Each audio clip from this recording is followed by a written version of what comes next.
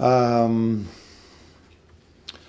Going 2 times behind against a very strong and good Arsenal team, then to get a point is pleasing to see, especially because we had to play an away game in Europe this week. We had 1 day less to recover and to prepare, and then to go 2 times behind with the fans being so loud and us coming back so strong the second half, because I think we deserve to be 2-1 down or 1 goal down at half time.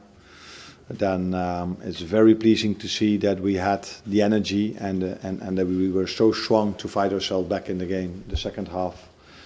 Also because the ones that came in did really good, but also that we were physically really strong today. It was another milestone for Mo, wasn't it? Sort of in Premier League goal terms. I mean, his finishing, his prolific nature and finishing in front of goal was just remarkable, isn't it?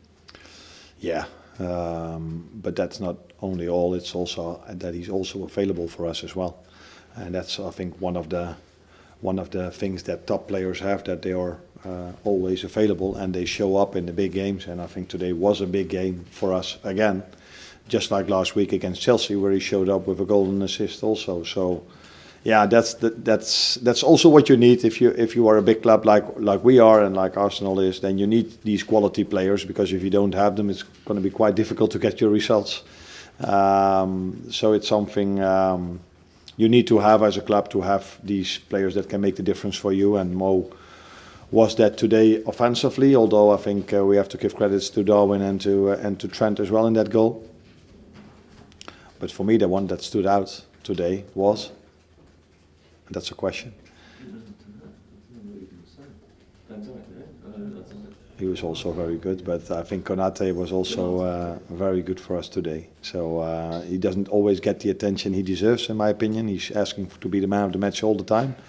But he's coming closer and closer and closer to achieve that, because I think he had a great performance today as well.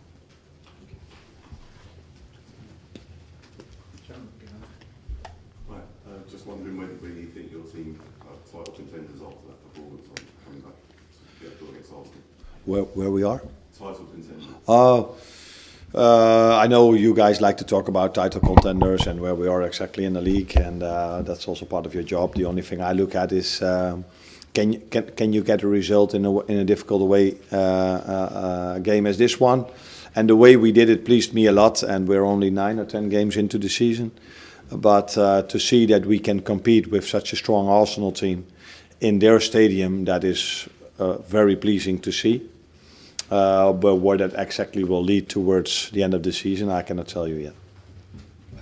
You mentioned Konate, and he's obviously had a bit of a tricky time with injuries during his Liverpool career so far. Obviously this season he's playing 3 games nearly every week. Have you done anything differently to sort of make sure that he's staying fit? That I cannot tell you, because I wasn't there last season. So the only thing I know is that these players, from the moment I stepped in, put a lot of effort in themselves to stay fit. And I said it many times, our performance staff and medical staff is one of the best in the world, which is normal if you're in Liverpool, because one of the best clubs in the world. They should have a very good performance and medical staff, and that's also what we have. But the main thing is that the players buy into it, because they have to do the work and they have to recover and they have to go into ice bath and all these things we're asking from them to be prepared in the best possible way. And that's till this moment what Ibu has done, and what the program we offer them has maybe helped them a bit as well. But in the end, it's always about the players. They have to do the effort to stay available. James. Arne, what would make of Darwin Núñez as the spectator? He was able to come very deep first half to get involved, but the fact he played a part in the equaliser, does that show the value of keeping him on, and the fact that he just keeps on going? Yeah. The last thing is also the reason why I keep him on, because if you just keep on going, I see you're fit enough to keep competing, and that compared to Ibu, not compared, but also after speaking about Ibu, that is what almost surprised me, because Darwin hasn't played that much yet. And then to play 3 games in a row with the difficult fixtures we had and away like in Europe, and then to be so fit in the end of the game. You know, I took Curtis off against Leipzig, because that was where I was a bit afraid of. Is he ready to play 2 in a row? But with Darwin, in my opinion, I have no choice, because he's the only available striker at the moment.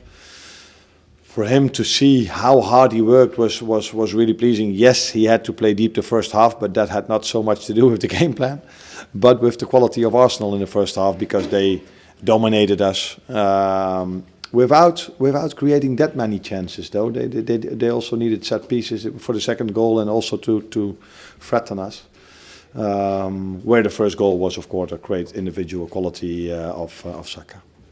What was the message last time? Because it was a lot better in the second half. You had to solve a lot of pressure in the first half. The thing is, if you face Arsenal with a manager that's working here for 4 or 5 years, and he has done an incredible job over here, because his team can play in so many different setups.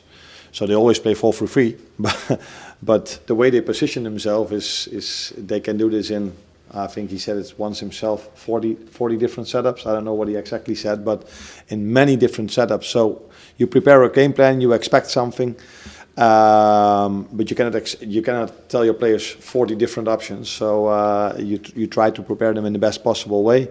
But now they played with a false 9, which they do maybe more often, but they didn't come that many times with a fullback inside, so they did let it go. So we could prepare them at halftime a bit better for what we saw the first half. We took some more risk, but I think the main thing was that we just put more energy into it. We pressed them more aggressive from the start, and then I saw also that we could keep going where they had to take a few of their quality players off as well, because they couldn't go on, and maybe that helped us in the end a bit as well. Where last time I said, I just take it over now, but last time I said I completely deserved the yellow card.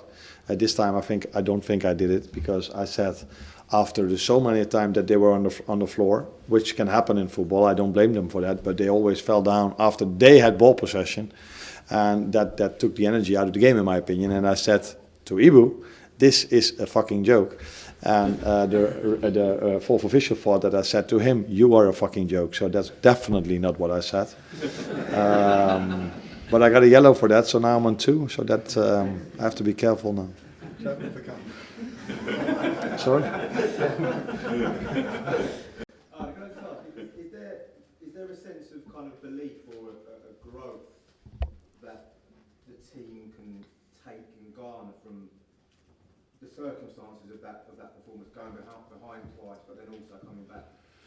Yeah, but I think you also take belief from winning away at Wolves or winning away at Crystal Palace in the way we did. So you especially if you get a result, you always take the positives from this. And last week we had to defend really hard to take the 2-1 lead, to keep the 2-1 lead. And today we had to fight really hard to fight ourselves back into the game. And that shows for me a great mentality, because I think most Arsenal fans at halftime would have felt, this will probably lead to a win for us. And then if you show, if you then saw the second half mentality and the second half performance of us, that all these things you take with you to the upcoming difficult fixture list, which is still what we have. But I think this is what every Premier League club has. Last one here. How important was it to stay calm in this fury atmosphere, and also to wait a little bit for Arsenal to get tired in the second half? I don't know if Arsenal got tired. That's a question you don't have to ask to me. The only thing I saw is that we were pushing the second half a lot. That can also have to do with the score, because the last week we had to defend a 2-1 lead, and Chelsea were more pushing than we did. But in the end, it was good for me to see that we were able to do so, because I said in the beginning of the press conference already, we had to play an away leg in Europe against Leipzig, with traveling, with 1 day less to recover. So then you're not always sure if you're able to come back into the game, especially because they have the fans, and the fans give you a lot of energy as well. So that's why we all prefer a home game, because the fans can help you in difficult moments, or can help you to get the energy if you are a bit out of energy. And we had our away fans, which were loud as well. So maybe that combination helped us to get the second half performance as we had.